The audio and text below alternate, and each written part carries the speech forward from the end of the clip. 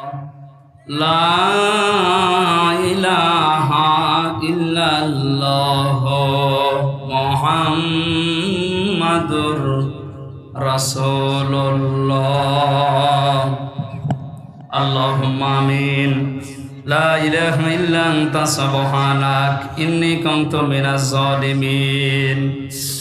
রব্বুল আলামিন, দুইবার অনুষ্ঠানটা নষ্ট হয়ে যাওয়ার পরেও বড় ধৈর্যের পরিচয় দিয়ে তোমার এই বান্দা বান্দিগুলো নওগাঁ জেলার সাপাহার থানার মানুষগুলো এত কষ্ট করে এই বৃষ্টি কাদার ভেতরে, পানির ভেতরে কেউ দাঁড়িয়ে আছে, কেউ বসে আছে।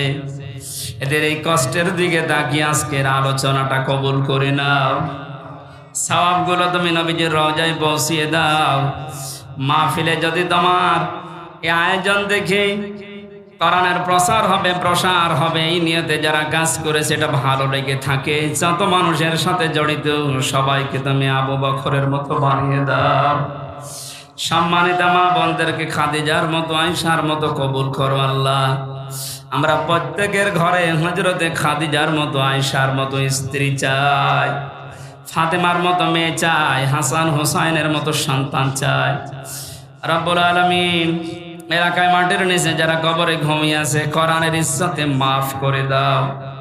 আমরা অনেকে অসুস্থ, আমার মুয়াজ্জিম ভাই অসুস্থ, তাকে শেফায়ে কামেলা আজেলা নসিব করো। আমার কণ্ঠের দিকে তুমি তাকাও, আমার শরীরের দিকে তাকাও, দেখতে পাচ্ছ আমার অবস্থা কি। আল্লাহ, কোরআনের কথাগুলো তোমার বান্দা বান্দিরা শুনতে চাই, এই জন্য আমাকে শরীর, আমার কণ্ঠ তুমি ভিক্ষা দাও।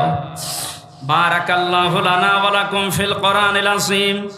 এ দেশটা যারা স্বাধীন করে আমাদের কাছে দিয়ে গেলেন, সে ৭১ সালে, ২০২৪ সালে এদেরকে শাহাদতের সর্বোচ্চ মাকাম তুমি দান করো আল্লাহ। চর্ম চোখে বড় দেখার আশা, ৫৬,০০০ বর্গ মাইল তোমার কোরআন দিয়ে চলছে, এটা দেখে মরার সুযোগ আমাদেরকে দান করো। মরণ আসলে আমাদের মুখে তুমি জারি করে দিও লা ইলাহা ইল্লাল্লাহু মুহাম্মাদুর রাসূলুল্লাহ।